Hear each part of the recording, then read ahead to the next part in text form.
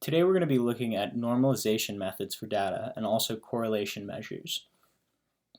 The data we're using is Home Depot stock quotes from the NASDAQ.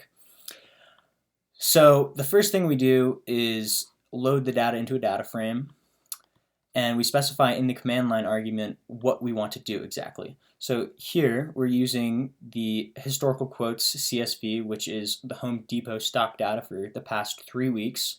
The column that we're choosing to calculate the min-max normalization of is the open price, and the method is min-max normalization. So we run this, we get the normalized value and the original value. We can do this also for z-scores, and on the left we get the z-score, and on the right we get the original value. We can also compute correlation coefficients between different columns. So in this example, we have two files. The files we're using are the same in this case, and the columns that we're going to be comparing are also the same.